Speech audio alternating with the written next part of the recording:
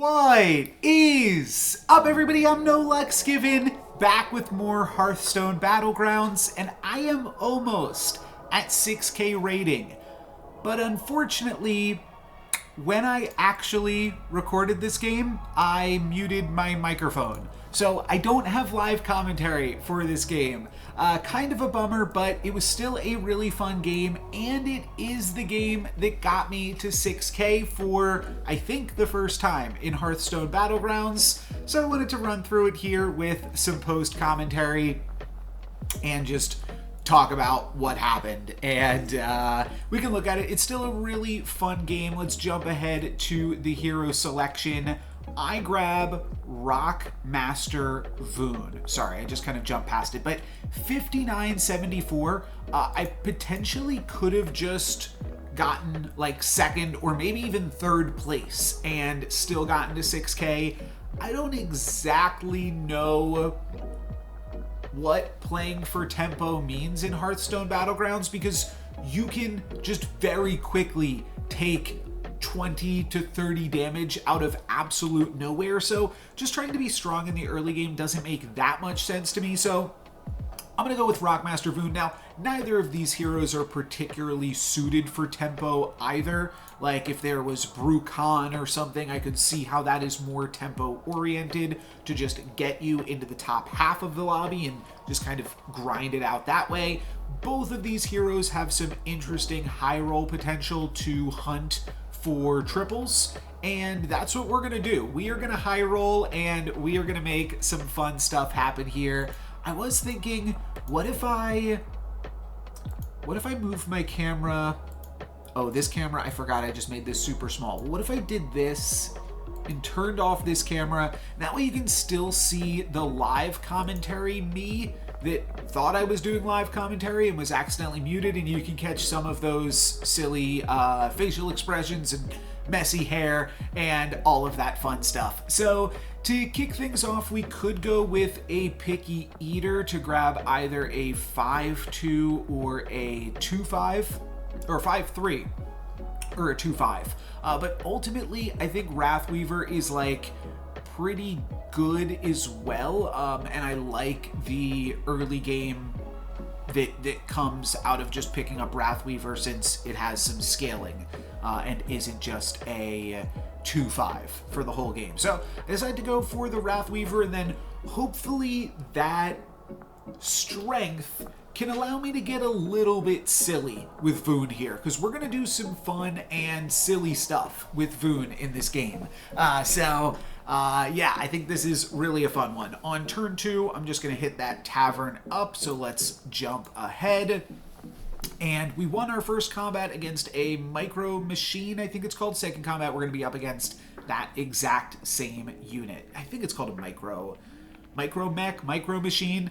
But either way, we grab the win there, a 1-4 against a 1-3, effectively. So easy enough. And then on turn 3, we do have some demons that we could potentially pick up, but we only get to buy one thing this turn, and we get to grab 2 copies of it with Voone. So I'm going to roll. I could see picking up Free Dealing Gambler. That's a lot of econ to lock onto with Voone. Could go for Lullabot as well for some nice scaling, but I'm going to continue to roll and not pick up any of these things. What I actually should have done is just picked up the Gambler just in case I didn't find anything good, because I could always sell off the Gambler if I do find something that I do like. And then I've got 2 options here still. I could go for the Scout, or I could just go for the triple of Wrathweaver, and that is ultimately what I'm going to go for. It means we're going to be a little bit weak this turn, but then next turn we will be able to play the tripled Wrathweaver, and that's just going to give me a lot of early game strength, a lot of that tempo that I was talking about. We'll take a little bit of damage. Actually, we don't. Gale Wing prioritized leveling up there, so Gale Wing does not even hit me for any damage. I got super lucky in this early game. I don't really know how to make super great use of Eastern Plaguelands. Maybe that is a typical curve with that hero power, but either way, I'm super excited. Now I get to grab 2 demons on this turn to really start to make use of my Wrathweaver, and my triple reward allows me to see Faceless Disciple. Among other things, there's also a Deflectobot, which is a nice, cool build around me card as well. But Faceless Disciple with Voone has the potential to get super spicy. So sit on this for a while. I'm gonna let you think on what I might be able to do with Faceless Disciple plus Voone. Let's jump ahead into combat and let me know what you're kind of thinking about. Some cool things that we might be able to do with this. You might not have even known that you could do this with Faceless Disciple, but I feel like I'm used to like looking for cheeky things like this coming from Storybook Brawl. This game definitely feels reminiscent of some things that I've done before in Storybook Brawl. We will take some damage here finally after 3 streaking with only 1 character. We buy some characters and then of course we take some damage, but we're still doing great. We'll get to level up this turn and then pick up another demon.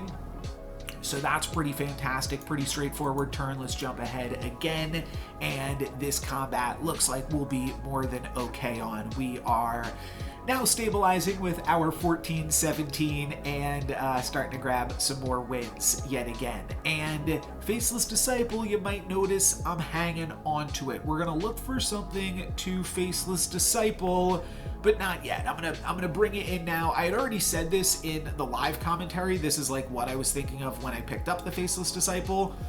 I'm going to Voone the Faceless Disciple. That's gonna give me 2 Faceless Disciples. Then I'm gonna level up at some point, not this turn, but at some point to Tavern Tier 4. I'm gonna double Faceless Disciple something in the shop, like a double Masquerade Ball, a forked Masquerade Ball on something in the shop once I see my first level 4 character. Then I'll have a level 6 character, which I can grab and Voone again if it is something fun to build around. So kind of have the whole game plan set out.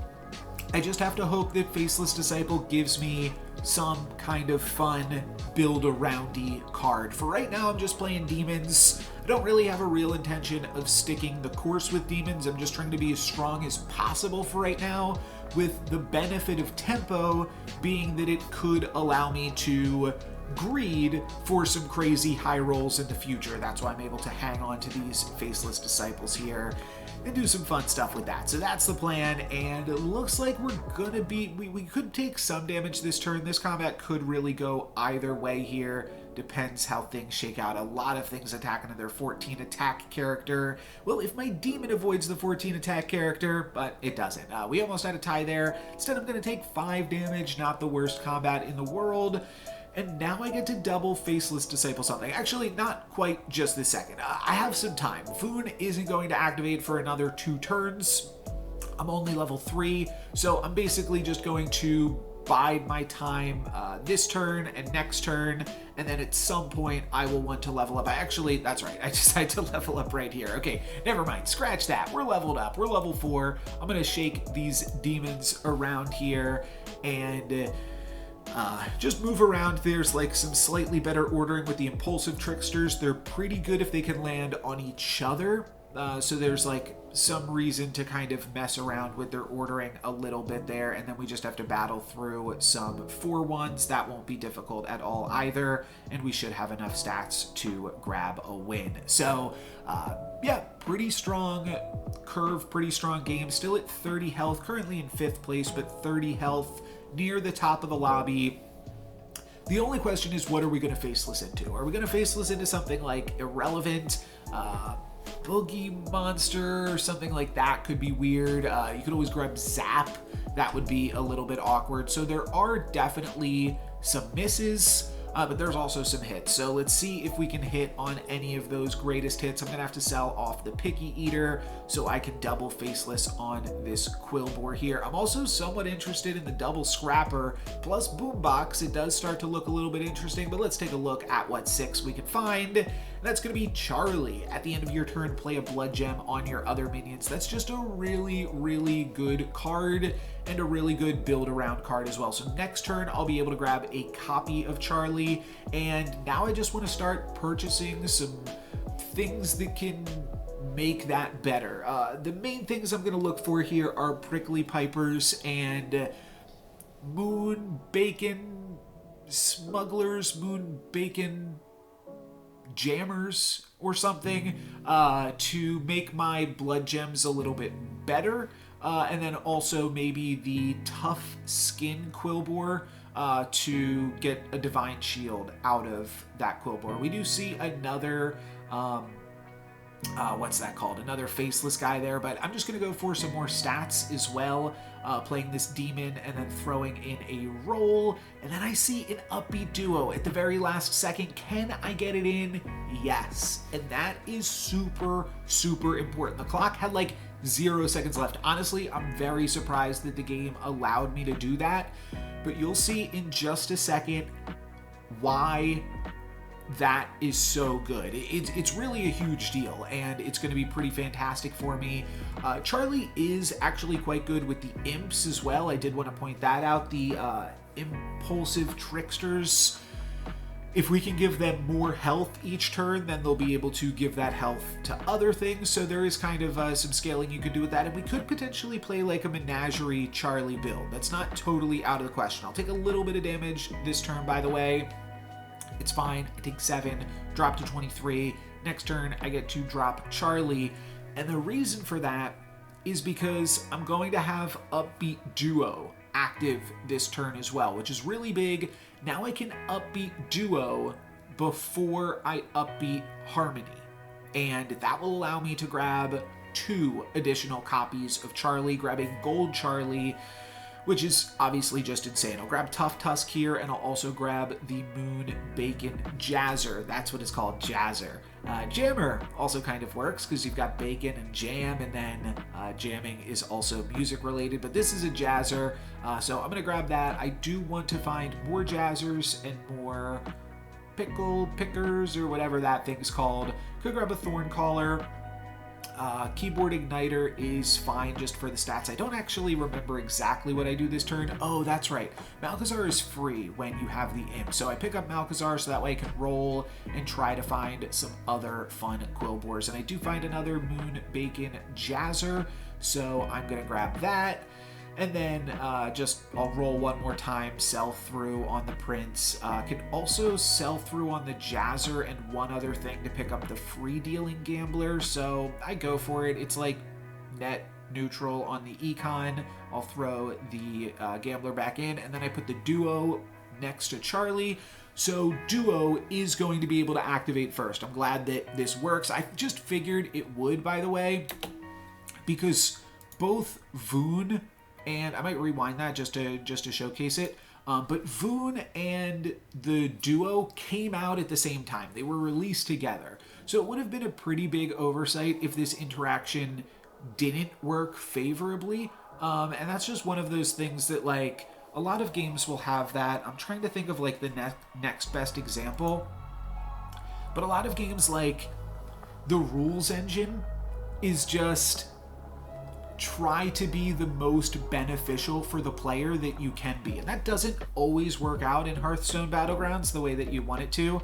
Thinking specifically of Reborn and Last Breath and the Eternal Summoner. That's a little bit funky, but in this exact instance, it does work the exact way that you want it to, where the Upbeat Duo will first trigger, give you a copy of Charlie, then actually Charlie triggers and puts a blood gem on everything, and then your Upbeat Harmony triggers and gives you another copy of Charlie. So now we've got an upgraded copy of Charlie here, and still pretty early into the game.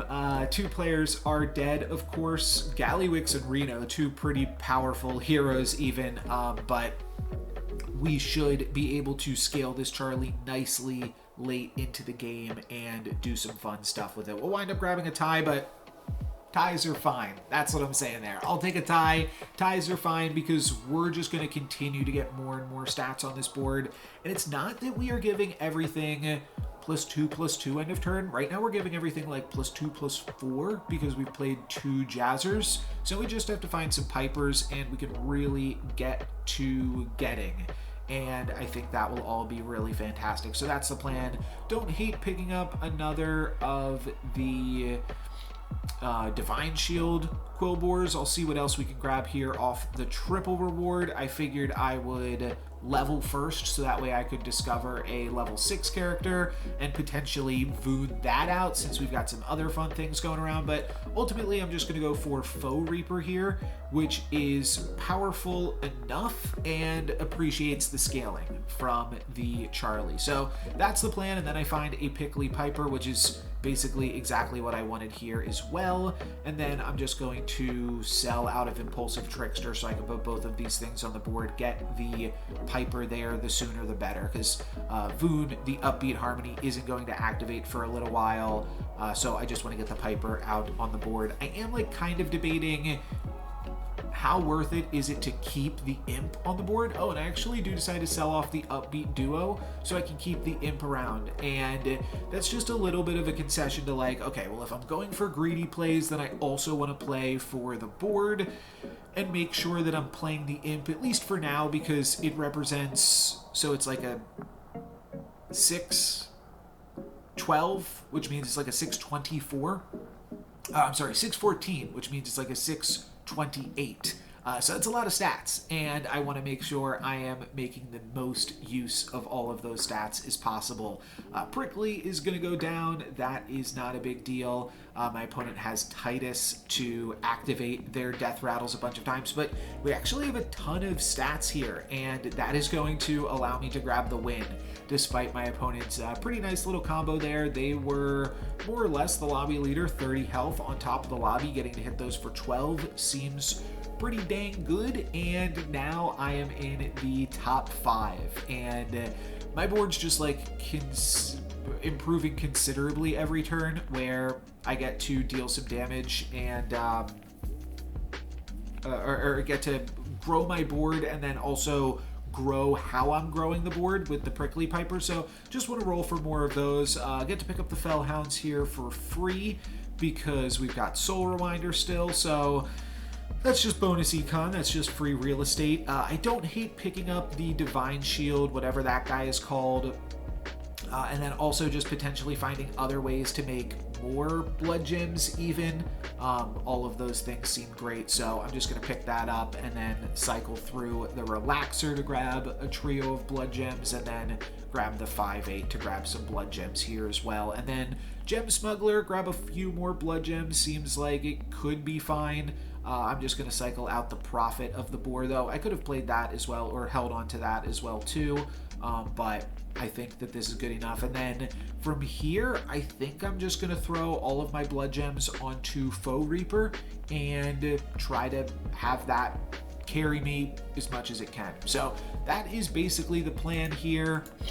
We'll see how we fare in this combat. My opponent has 2 poisonous or venomous characters. We do have a few Divine Shields though as well, and we get a nice little 2-for-1 there with my Faux Reaper, and that looks like it will be enough to carry me the rest of the combat. We crack their Divine Shield, and then we crack them, and we even have Piper die, which is great too. So we get that scaling in addition, and that's a win against one of the other lobby leaders. So I just have to beat the Panda, I think it is, that's currently in first place. I'm sure I'll play them this turn. I think that's Master and Win. Don't quite remember. But yeah, now we just have to beat them. We do get an Upbeat Harmony this turn, so I have to decide if I want to make use of that. I could put it on the dealer as well, the Smuggler, whatever that pirate is called that sells for the same amount. There's a few different options to pick those up this turn. Kind of interested in picking up some more Quillbore and things too, and I kind of don't want my Upbeat Harmony to go on the Fellhound, so I think I'm just going to cycle through those for econ. I think I'd rather it land on the Gambler than on the Fellhounds. I do find a Moonbacon Jazzer. I wouldn't actually mind the Upbeat Harmony going on that, so that's something to consider as well. I'd have to sell off everything else in my hand, but we could do that. We could sell off everything here and get through one more Quillbore, like the, what's this guy called? The Poet. So we can sell out all of these things and go for the Poet. Ultimately, I am going to just play the Jazzer though, and then I'm going to play the Fellhound, and when I play it, I realize that I don't have the Rewinder in play anymore. So these things actually deal me damage. A little bit awkward, but nothing I can do at this point. Let's just get through them, and then I'm going to pick up another Tough Tusk because I do think that that is reasonable scaling, and then I am going to just sell through the Sunbacon Relaxer. And then I realize I actually have to like keep the Relaxer, and I kind of messed up because of the Upbeat Harmony. I didn't play this turn super well. There's a lot of things to consider, and I'm even like running out of breath talking about it with post commentary. So obviously in the moment there's a lot of things to play and consider. At some point I might want to toss the Wrath Weaver, but it's like really big. So I kind of don't want to toss it either. Might just want to continue to play a 50-50 and be pretty content with that. I am going to want to sell through something so I can grab 4 blood gems off of the Sunbacon Relaxer this turn. But we're doing pretty well here. My opponent gets to crack one of my Divine Shields. Could have definitely been worse. And then we do get to have our Prickly Piper die. So honestly, all of these combats are working pretty well. We just need to get through that Deflectobot. Does look like my opponent is playing Master to win here. I am pretty sure of that. So just have to battle through this one Deflectobot, and we take out all of their other mechs. So we will be able to take out that Deflectobot as well and hit my opponent for actually a nice little chunk of damage. 13 damage there. 12 damage, rather. Apologies. So we'll hit them down to 19. They do have a Mage Secret, I notice, and I haven't played Battlegrounds that much in a while, so as far as I know, that is just Ice Block, and that just means we'll have to kill my opponent twice in the end game.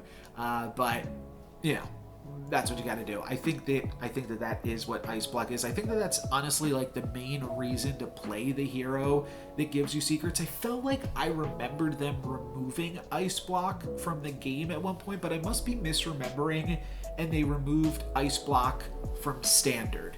But they never actually removed it from Battlegrounds. So still have to contend with Ice Block here. I'll pick up another pair of Poets for a few more Quillbore. I don't even know if this was really worth it, to be honest, but we get to discover something. I think I probably could have just sold through each Poet individually and gotten more blood gems that way, because I'm not doing anything with an Elemental of Surprise. Do I even wind up grabbing another Relaxer? I think I might just roll here now, looking for another character to fill out the board. 3 damage to everything, breaks Divine Shield, so that's kind of cute, something that I'm definitely at least considering, but for now I'll just grab Gem Smuggler, roll one more time, play the Gem Smuggler, and then give the Foe Reaper plus 16 for a total of plus 28 this turn.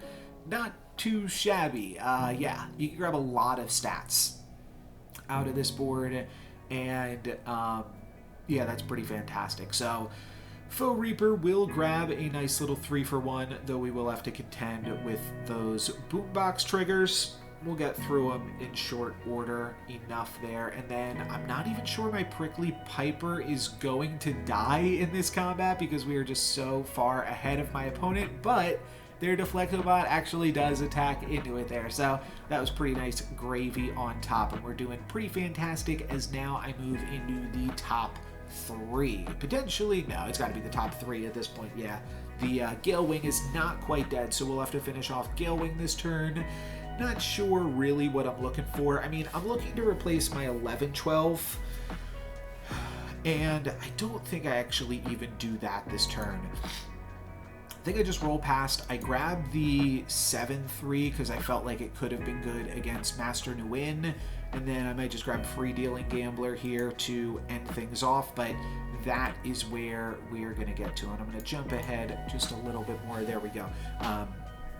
So yeah, I think that the Tunnel Blaster will be good against Master Nguyen, and I think that will be good enough against Gale Wing that we don't really have to do anything too crazy here. They do have a few poisonous things that we will have to battle through here now, so that'll take out my Foe Reaper. We also grab the Brand, though I'm not sure that that really means anything to me, and then they take out my Wrathweaver. So like pretty good uses for their poisonous from them, so they played that well. but not going to be well enough. We are going to grab a kill here after we take out these Doom bots. So now we are on to the finals against Master to win, and like I said, they do have Ice Block, I think. I'm pretty sure that's what that is, so we will have to battle through that one. Let's see what we can do, if we can find anything else fun. Our Quillboar that we're not really even caring about is pretty big, 2120, just from keeping it on the board for 2 turns. I decided to level up here. I don't really know what I'm looking to do in the end game other than just like continue to scale this board. So I just wind up leveling up and not really doing too much. I do think about like maybe Wildfire Elemental is another cool thing. Like it could triple with Elemental of Surprise and be like a Divine Shield Foe Reaper. And that's kind of cool because we do have the opportunity to play a little bit of a menagerie kind of comp. But ultimately, like, we're strong enough here just continuing to play the characters that we're currently playing. So, and I do notice that we have the upbeat harmony this turn, but it's kind of tough to figure out how to make it work. I don't know if that guy would be good, the, whatever that thing was called, because we have enough time to, like, we're going to play 2 blood gems on all of our characters. So it would get plus 12/12 additionally each turn, in addition to the +10/10 from getting 2 blood gems on itself. But I wind up just rolling, and then I find another Jazzer, and I find another little Quillboar that I can use to grab just 1 additional blood gem out of. So all that seems pretty good to me. I am going to reorder the board slightly here. Because the Tunnel Blaster is going to take away my Divine Shield, so I actually want to attack first with my own Divine Shield characters, so that way they can re-get Divine Shield. I think that all made sense, but my opponent has more Divine Shields than I do either way, so we are going to get more value with the Tunnel Blaster than it cost us, even though we didn't get first attack. So we got like a little bit unlucky there. I still think it was good. We still get a 3-for-1 there with Foe Reaper because we took out all of their Divine Shields. Now we really just have to deal with their Deflectobot. They also have a big Scrapper. That's got a lot of scrap on it, but other than that, we just have to deal with this Deflectobot. The Scrapper probably has some micro machines. I did just see that inside of them. So we want to take out the Deflecto first, and we do. So we're able to do that, and then we grab the win, and this is going to be enough to win the whole dang thing. So there we go. First place after we pop this Ice Block. I was pretty sure that Ice Block was coming there. Yeah, wasn't super phased. Because as far as I know, a mage secret in Hearthstone Battlgrounds, it's always Ice Block, but again, I haven't played in a while. Maybe they've added some new secrets or something like that. Zap is kind of interesting. I like the Jazzer, but I don't want to cut anything from this board, so basically all I can do is like cycle through Jazzers and then replay a Tunnel Blaster, but I basically want to keep this exact board, so I'm not really sure what else I can do beyond that, to be totally honest. So I think I just decided to roll for Tunnel Blaster first, and then if I find the Tunnel Blaster, then I can replace some things with some other things. We can triple any elemental we want this turn, thanks to double Elemental of Surprise in our hand, but not really going to be making use of that either. I think I'm basically just going to wind up rolling down to finish off this turn. I guess I pick up that for 1 more blood gem, and then don't wind up doing anything else because I don't find a second Tunnel Blaster, I believe is what happens here. So just going to be a little bit of a roll down. We can watch that play out. Oh, that's right. Yeah, we find more Foe Reapers. So Foe Reaper is interesting specifically because if we spend 6 to buy the 2 Foe Reapers, could have been good earlier on to play 2 separate Foe Reapers, but basically I'm going to triple the Foe Reaper just so that way I can pick it up and then cycle through some other things in my hand, like the Bloodfen or Razorfen, Geomancer rather. We do get first attack here, by the way, which is really good. Now, I only lost 1 Divine Shield, and they lost like 3, so that's really, really fantastic, and now we just have to kill Kangor, and they don't even have space to summon anything, and they're already Kel'Thuzad, which I don't know if that means they already quit or have just died, but either way, there is my fist bump there. That means we've won, and I am 6K, and was able to get to 6K with a nice finish here as well. I thought this was a really fun game, picking up the early Charlie, doing some cool things with Voone as well. The first characters that we purchased, those Wrath Weavers, all still on the board on the final combat, so that's pretty sweet as well. And yeah, we got to see like a wide variety of things used there and different mechanics taken advantage of, which is always fun. 6K, there we go, finally at this, and now I think from here the next goal is to climb to 8K.